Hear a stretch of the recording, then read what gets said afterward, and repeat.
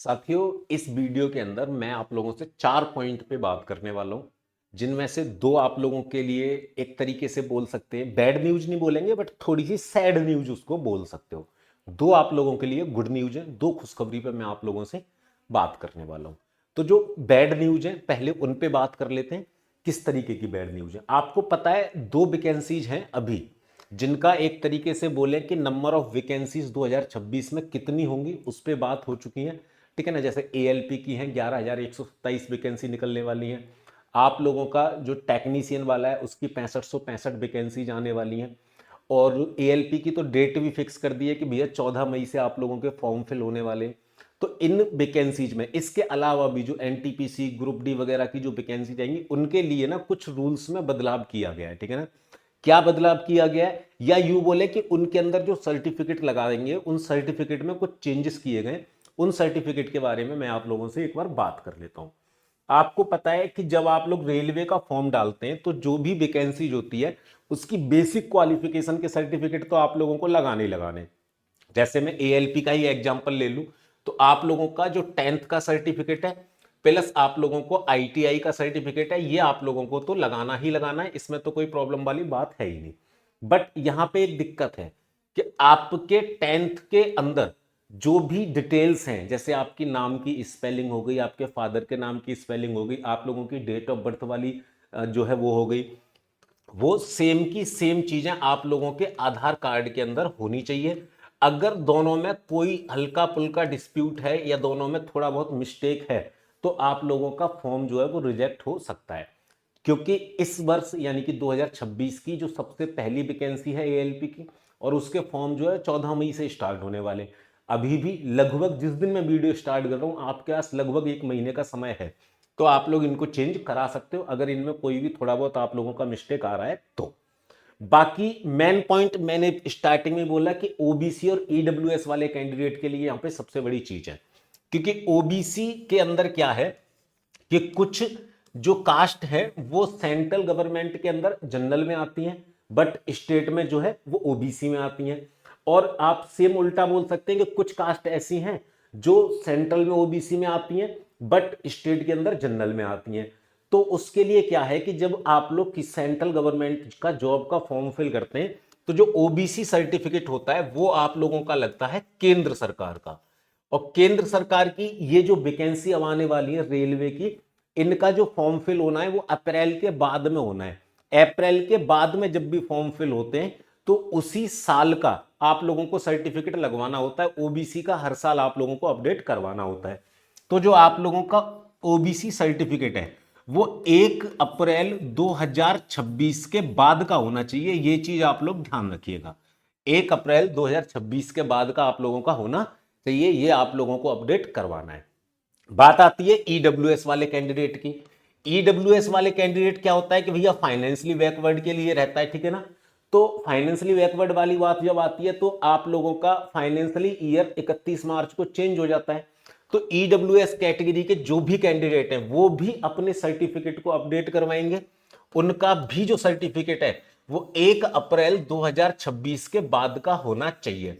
अगर इससे पहले के आपके ओबीसी के और ईडब्ल्यूएस के सर्टिफिकेट हैं तो आपका जो फॉर्म है वो रिजेक्ट कर दिया जाएगा। ये वाली बात तो जो आरआरबी ने कुछ समय पहले ही बोल दी थी कि पहले क्या होता था कि आपने ओबीसी का सर्टिफिकेट लगाया और सर्टिफिकेट में कोई प्रॉब्लम है तो आप लोगों को जो अनरिजर्व कैटेगरी की सीट है उनमें कंसीडर कर लिया जाएगा। आपने ईडब्ल्यूएस का लगाया, सर्टिफिकेट में कोई प्रॉब्लम है तो आप लोगों को अनरिजर्व कैटेगरी में जो है कंसीडर कर लिया जाएगा। बट अब ऐसा नहीं है। आप लोगों का जो सर्टिफिकेट लगाया है और वो रेलवे के नॉर्म्स के आधार पर नहीं है तो आप लोगों का अनरिजर्व कैटेगरी में आपको कंसीडर नहीं किया जाएगा। सीधा सीधा आप लोगों का फॉर्म जो है वो रिजेक्ट कर दिया जाएगा। एससी एसटी वाले कैंडिडेट की मैं बात करूं तो उनके लिए कोई समस्या वाली बात नहीं है। आपके पास में अगर पुराना सर्टिफिकेट है तो आप लोग उसको भी लगा सकते हैं। कोशिश करो अपडेट हो जाए, अच्छी बात है, ना अपडेट हो कोई दिक्कत वाली बात नहीं है। ज्यादा पुराना 4 6 10 साल पुराना सर्टिफिकेट आप लोग मत लगा देना। अभी 1 2 साल पुराना है तो कोई दिक्कत वाली बात नहीं है। ठीक है ना। दिक्कत उससे भी नहीं अगर आप लोग पुराना लगा रहे हैं, थोड़ा अपडेट रहेगा तो अच्छी चीज रहेगी। वही सेम बात मैं यहाँ पे एससी और एसटी वाले कैंडिडेट से बोलना चाहूंगा कि अगर आपके सर्टिफिकेट में कोई प्रॉब्लम हुई तो ऐसा नहीं है कि आपको अनरिजर्व कैटेगरी में फाइट करवा दी जाए, आप लोगों का फॉर्म ही रिजेक्ट करवा दिया जाएगा, ठीक है ना। तो मैं इन जो न्यूज मैंने आप लोगों को बताई है 2 चीजें, इसी के लिए मैं बोल रहा था। सैड न्यूज इसलिए बोल रहा था कि भैया आपका 14 मई से जो है फॉर्म फिल होना स्टार्ट हो जाएंगे। आपका अभी 20 अप्रैल आज हो गया, 20-21 अप्रैल, तो आप लोग के पास में ज्यादा समय नहीं बचा है। तो इन सर्टिफिकेट को आप लोग जल्दी से जल्दी जो है अपडेट करवा लीजिए, ऐसा ना हो वैकेंसी आ जाए और आप लोग फॉर्म फिल उसमें ना कर पाओ। अब बात आती है आप लोगों की खुशखबरी की। खुशखबरी के लिए मैं आप लोगों को एक छोटा सा पॉइंट बता देता हूं। पहले देखो, वैकेंसी जो है आरआरबी की हर साल पिछले 3 साल से देखोगे तो हर 2 महीने में कोई ना कोई नई वैकेंसी आप लोगों को देखने के लिए मिल रही है। और लगभग अगर सब में देखोगे तो 10th plus ITI 12th graduation, ये आप लोगों का जो है वो क्या रह रहा है कि भैया ये आपकी क्वालिफिकेशन रह रही है। एज के क्राइटेरिया की बात करोगे, आपका 18 से 30, 18 से 28, 18 से 33, इस तरीके का आपका एज का क्राइटेरिया रह रहा है, ठीक है ना। सबसे मेन पॉइंट जो है कि आप लोगों का सिलेबस जो रह रहा है वो रह रहा है मैथ, रीजनिंग, साइंस और आप लोगों का थोड़ा सा आ जा रहा है जीए, ठीक है ना। थोड़ा सा आ जा रहा है आप लोगों का जीके, ठीक है ना। किसी में जीए आ जा रहा है, किसी में जीके आ जा रहा है। अब क्या हो रहा है कि बच्चा एएलपी का फॉर्म फिल कर रहा है तो एएलपी का बैच लेना पड़ रहा है। अगर बच्चा टेक्नीशियन का फॉर्म फिल कर रहा है, टेक्नीशियन का बैच लेना पड़ रहा है। ग्रुप डी का फॉर्म फिल कर रहा है, ग्रुप डी का बैच लेना पड़ रहा है। तो ऐसा कोई बैच जो वन स्टॉप सॉल्यूशन दे सके, ऐसा बैच लॉन्च किया है एग्जाम विधि ने आप लोगों के लिए। तो ये बैच है विजय श्री बैच।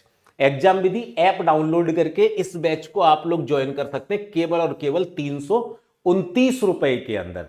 इसके अंदर भी अगर आप लोग AJJ कूपन कोड का इस्तेमाल कर लेंगे तो 329 पर भी आप लोगों को एक सफिशिएंट डिस्काउंट देखने के लिए मिल जाएगा। देखिए, इस बैच के अंदर live class, recorded class, practice class, doubt class, revision class, notes वगैरह, handwritten notes, DPP, PDF, one liner notes, इन सब चीजों के अलावा जो मेन फैसिलिटी है कि ये जो बैच है इसकी वैलिडिटी रखी गई है आप लोगों की जॉब लगने तक। जब तक आप लोगों की जॉब नहीं लग जाती है तब तक आप लोग इस बैच में पढ़ते रहेंगे, चाहे आपका सिलेक्शन होने में 6 महीने का समय लग जाए, चाहे आप लोगों का सिलेक्शन होने में 1 साल का समय लग जाए।